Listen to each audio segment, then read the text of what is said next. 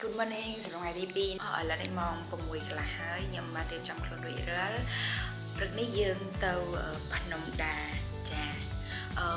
ពេលចេញពីភ្នំដាហើយគឺសំដៅទៅកំពង់ត្រាចខេត្តកំពត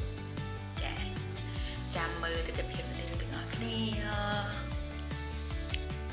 ប្រាសាទភ្នំដាស្ថិតនៅក្នុងភូមិកូដធ្លុស្រុកអង្គរបូរីខាងកើតទីរំខេត្តតាកែវដែលជាកន្លែងលេខទឹក6ខែនិងគោក6ខែអញ្ចឹងនៅក្នុងខែនេះខែកញ្ញាដែលខ្ញុំទៅហ្នឹងគឺភ្នំដាពិតជំវិញទៅដោយទឹកភ្នំដាគឺជាប្រាសាទទោលដែលសាងសង់នៅលើកូនភ្នំតូចមួយដែលមានឈ្មោះថាភ្នំដានឹងឯងហើយការសាងសង់នេះធ្វើឡើងដោយព្រះបាទរុទ្រវរ្ម័ននៅក្នុងសតវត្សទី6ហើយក្រោយមកទៀតនៅក្នុងសតវត្សទី11ក៏មានការកសាងស្ដារឡើងវិញដោយព្រះបាទសូរ្យវរ្ម័នទី1ដែរប្រាសាទនេះកសាងអំពីឥដ្ឋថ្មបាយក្រៀមនិងថ្មភក់ជារាងការ៉េជ្រុងនីមួយៗមាន12ម៉ែត្រនិងមានកម្ពស់18ម៉ែត្រហើយអត់មានជណ្ដើរទេ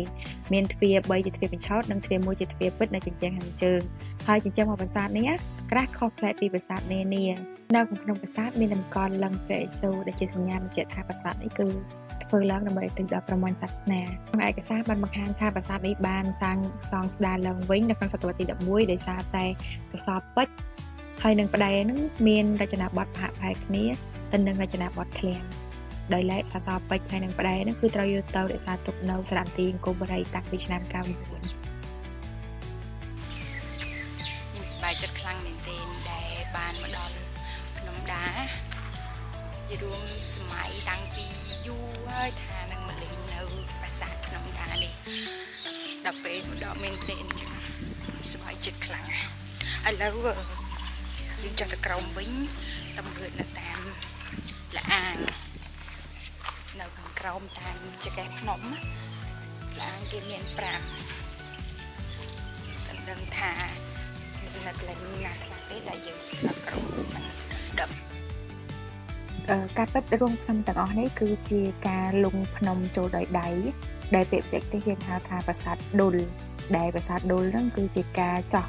រួមភ្នំដើម្បីកសាងជាប្រាសាទហើយនៅក្នុងភ្នំដានឹងដែរគឺមានការលុងភ្នំធ្វើជាប្រាសាទហ្នឹងចំនួន5រូងប៉ុន្តែមានមួយរូងដែលគេយកធ្វើជាឈានបរិស្ថាននៅក្នុងឆ្នាំ75តាមរយៈដំណើរនៅភ្នំដាក្រុមអ្នកបរិវិទូបានរកឃើញបំណែករបស់បដិមាជាច្រើនតែมันអាចគុំបានក៏បញ្ជូនទៅប្រទេសបារាំងដើម្បីគុំក៏ពីគុំរួចរាល់ហើយក៏បញ្ជូនមកវិញដើម្បីដាក់តាមនៅសារមន្ទីរជាតិភ្នំពេញបរិមាទាំងអស់នេះគឺជាទឹកតាំងដ៏សំខាន់ដែលបង្ហាញពីប្រវត្តិសាស្ត្ររបស់ប្រទេសកម្ពុជាយើងនៅក្នុងសម័យនោះចម្ងាយ3ម៉ែត្រពីភ្នំដានៅទិសនៃដីមានកូនប្រាសាទតូចមួយទៀតដែលមានឈ្មោះថាអាស្រមមហេសីដែលធ្វើពីថ្មប្រាសាទដែលភាគច្រើនថ្មហ្នឹងសម្បូរទៅដោយពេជ្រហើយនិងកំពង់ចាស់ទេប្រាសាទនឹងសាងសង់នៅចុងសតវត្សទី6និងដើមសតវត្សទី7តែនៅពេលដែលបានរកឃើញពីប្រាសាទនឹងមានសភាពបែកបាក់ខ្លាំងហើយក៏បានជួសជុលឡើងវិញដោយលោកហងរីម៉ូសេនិងជាតិបារាំងចេញពីភ្នំដាវិញខ្ញុំក៏បានទៅសារមន្ទីរស្រុកអង្គរបូរីដែលមានទីតាំងស្ថិតនៅក្នុងស្រុកអង្គរបូរីតែប៉ុណ្ណោះសារមន្ទីរនេះមានការតាំងបង្ហាញសមុទ្រផ្សេងដែលបានពីកម្លាយនៅក្នុងស្រុកអង្គរបូរីនេះផ្ទាល់ហើយក៏មានបំណែកផ្តែរទ្វារដែលបានមកពីប្រាសាទភ្នំដាដូចគ្នាផ្តែរទ្វារមួយផ្ទាំងនេះបានឆ្លាក់ជារូបព្រះនារាជទុំលើនៃអនន្តៈដែលបានបាក់បែកជាច្រើនបំណែកក្រោយមកទៀតក៏មានការគុំឡើងវិញដើម្បីដាក់តាំងបង្ហាញនៅទីនេះមកលេងនៅខេត្តតាកែវច្បាស់ណាស់ភ្ញៀវទេសចរម្នាក់តែងតែរពឹងចង់ភ្លក់នៅរសជាតិបង្កងធម្មជាតិខ្ញុំក៏ដូចគ្នាដែរខ្ញុំបានធ្វើត្បៀតមិនហ៊ានហូបបាយព្រឹកមិនហ៊ានហូបបាយល្ងាចដើម្បីទុកលុយមកភ្លក់រសជាតិបង្កងនៅក្នុងទឹកដីស្រុកអង្គរបូរីនេះផ្ទាល់ដែរចេញពីទីនេះខ្ញុំក៏សម្ដៅទៅស្រុកកំពតខេត្តកំពតចាអរគុណច្រើនជំរាបលាក៏ខំតែងខ្លួនយ៉ាងស្អាតដើម្បីទៅលេងក្នុងកំពង់ត្រាចតែមើល